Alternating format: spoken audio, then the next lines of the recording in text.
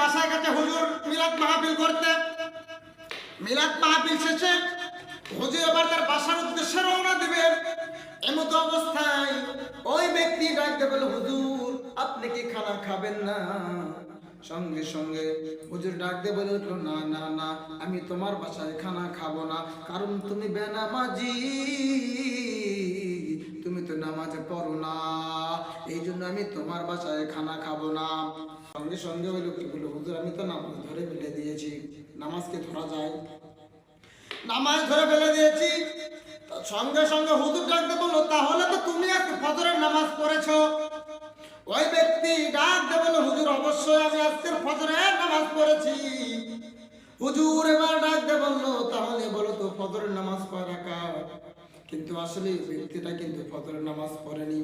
তার স্ত্রী ছিল নেককার বান্দা, তার স্ত্রী ছিল নেককার বান্দি, তিনি ফজরের নামাজ পড়েছে, তিনি ছিল নামাজি ব্যক্তি। সঙ্গে সঙ্গে তার স্বামী আবার হুজুরের কাছে ধরা পড়ে যাবে, এই জন্য তিনি পর্দাটা এরকম করে দরজার পর্দাটা ফাঁক করে সঙ্গে সঙ্গে তার স্বামীর উদ্দেশ্যে ডাক দিয়ে বললো, বলো 4 রাকাত, 4 রাকাত, পিস পিস করে বললো, বলো 4 রাকাত, 4 রাকাত। এরকম করে ভাবে দুইবার হাত যখন তার স্ত্রী এরকম করে ভাবে ইশারা করলো, ওই ব্যক্তি মনে করলো ফজরের নামাজ মনে হয় 8 রাকাত। যেহেতু তার স্ত্রী দুইবার ইশারা করেছে হাতে, সঙ্গে সঙ্গে ওই ব্যক্তি ডাক দিয়ে বলে উঠলো, হুজুর ফজরের নামাজ হলো 8 রাকাত। হুজুর বলে, ধরবে খুব, ফজরের নামাজ কোনোদিন 8 রাকাত হয়? আসলে তো ওই ব্যক্তি নামাজি নয়।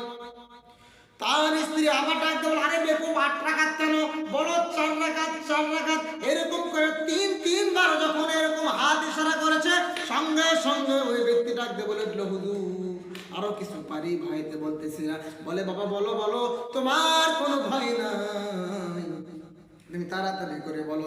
ওই ব্যক্তি ডাকতে বলে উঠলো, হুজুর ফজরের নামাজ হলো 12 রাকাত। আসলে কি ফজর নামাজ 12 রাকাত? আসলে ফজর নামাজ কিন্তু 12 রাকাত নয়। সঙ্গে সঙ্গে 12 রাকাত বলার পরে হুজুর তাও মানলেন না। তার স্ত্রী আবার ডাকতে বললো, এ রহিমের আব্বা, তুমি তাড়াতাড়ি করে বলো 4 রাকাত। সঙ্গে সঙ্গে তার স্ত্রীকে একটা ধমক দিয়ে বলে, এই পাগলি, প্রথমবারে 8 রাকাত বলেছে, হুজুর মানেনি, তারপরে 12 রাকাত বলেছে, তাও হুজুর মানেনি। এবার যদি আমি 4 রাকাত বলি, তাহলে তো হুজুর আমার পিঠের ছাল আর থুবে না। এটা হলো তাফালিং এর মুসল্লি।